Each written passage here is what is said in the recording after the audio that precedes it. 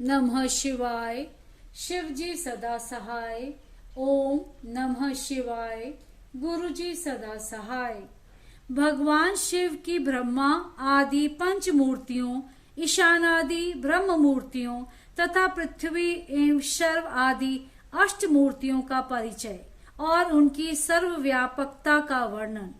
उपमन्यु कहते हैं, श्री कृष्ण महेश्वर परमात्मा शिव की मूर्तियों से यह संपूर्ण चराचर जगत किस प्रकार व्यापक है, यह सुनो।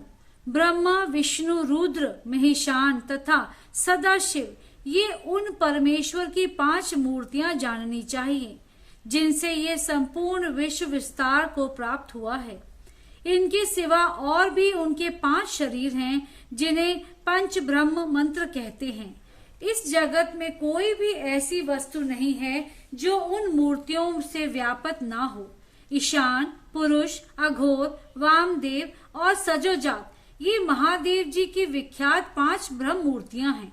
इनमें जो ईशान नामक उनकी आदि श्रेष्ठतम मूर्ति है, वे प्रकृति के साक्षात भोक्ता क्षेत्रज्ञ को व्यापक करके स्थिर है। मूर्तिमान प्रभु शिव की जो तत्पुरुष नामक मूर्ति है, वे गुणों के आश्रय रूप भोग्य अव्यक्त से अधिष्ठित है। पिनाक पाणी महेश्वर को की जो अत्यंत पूजित अघोर नामक मूर्ति है, वे धर्म आदि 8 अंगों से युक्त बुद्धि तत्व को अपना अधिष्ठान बनाती है। विधाता महादेव की वामदेव नामक मूर्ति को आगम वेता विद्वान अहंकार की अधिष्ठात्री बताते हैं। बुद्धिमान पुरुष अमित तेजस्वी शिव की सजोजात नामक मूर्ति को मन की अधिष्ठात्री कहते हैं। विद्वान पुरुष भगवान शिव की ईशान नामक मूर्ति को श्रवणेन्द्रिय, वाणी, शब्द और व्यापक आकाश तत्व की स्वामिनी मानते हैं। पुराणों के अर्थ ज्ञान में निपुण समस्त विद्वानों ने महेश्वर के तत्पुरुष नामक विग्रह को त्वचा, हाथ, स्पर्श और वायु तत्व का स्वामी समझा है।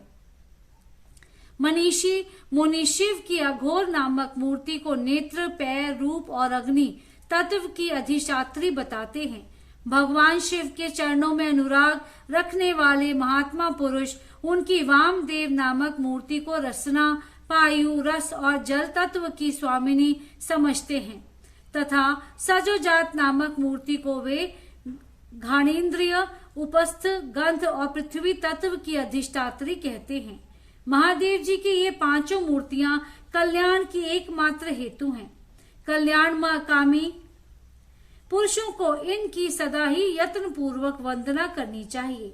उन देवादिदेव महादेव जी की जो 8 मूर्तियां हैं, तत्स्वरूप ही यह जगत है। उन 8 मूर्तियों में यह विश्व उसी प्रकार ओतप्रोत भाव से स्थित है जैसे सूत में मन के पिरोए हुए होते हैं। शर्व, भव, रुद्र, उग्र, भीम, पशुपति, ईशान तथा महादेव, ये शिव की विख्यात 8 मूर्तियां हैं। महेश्वर की इन शर्व आदि 8 मूर्तियों में क्रमश भूमि, जल, अग्नि, वायु, क्षेत्रज्ञ, सूर्य और चंद्रमा अधिष्ठित होते हैं। उनकी पृथ्वी मई मूर्ति संपूर्ण चराचर जगत को धारण करती है। उसके अधिष्ठाता का नाम शर्व है, इसीलिए वह शिव की शार्वी मूर्ति कहलाती है। यही शास्त्र का निर्णय है। उनकी जलमयी मूर्ति समस्त जगत के लिए जीवनदायिनी है। जल परमात्मा भव की मूर्ति है, इसीलिए उसे भावी कहते हैं। शिव की तेजोमयी शुभ मूर्ति विश्व के बाहर भीतर व्यापक होकर स्थित है। उस घोर रूपिणी मूर्ति का नाम रुद्र है, इसीलिए वह रौद्री कहलाती है। भगवान शिव वायु रूप से स्वयं गतिशील होते और इस जगत को गतिशील बनाते हैं। साथ ही वे इसका भरण पोषण भी करते हैं। वायु भगवान उग्र की मूर्ति है, इसीलिए साधु पुरुष इसे औग्री कहते हैं। भगवान भीम की आकाश रूपिणी मूर्ति सबको अवकाश देने वाली सर्वव्यापिनी तथा भूत समुदाय की भेदिका है। वह भीम नाम से प्रसिद्ध है, अतः इसे भैमी मूर्ति भी कहते हैं। संपूर्ण नेत्रों में निवास करने वाली तथा संपूर्ण आत्माओं की अधिष्ठात्री शिव मूर्ति को पशुपति मूर्ति समझना चाहिए। वह पशुओं के पाशों का उच्छेद करने वाली है।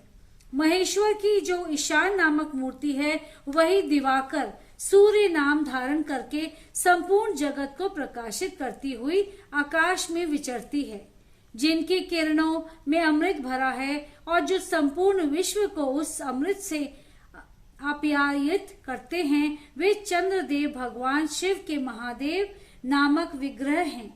अतः उन्हें महादेव मूर्ति कहते हैं। यह जो 8वीं मूर्ति है वह परमात्मा शिव का साक्षात रूप है तथा अन्य सब मूर्तियों में व्यापक हैं। इसीलिए ये संपूर्ण विश्व शिव रूप ही हैं। जैसे वृक्ष की जड़ सींचने से उसकी शाखाएं पुष्ट होती हैं, उसी प्रकार भगवान शिव की पूजा से उनके स्वरूप भूत जगत का पोषण होता है। इसीलिए सबको अभय दान देना, सब पर अनुग्रह करना और सबका उपकार करना, यह शिव का आराधन माना गया है। जैसे इस जगत में अपने पुत्र पौत्र आदि के प्रसन्न हो रहने से पितामह आदि को प्रसन्नता होती है, उसी प्रकार संपूर्ण जगत की प्रसन्नता से भगवान शंकर प्रसन्न होते हैं। यदि किसी भी देहधारी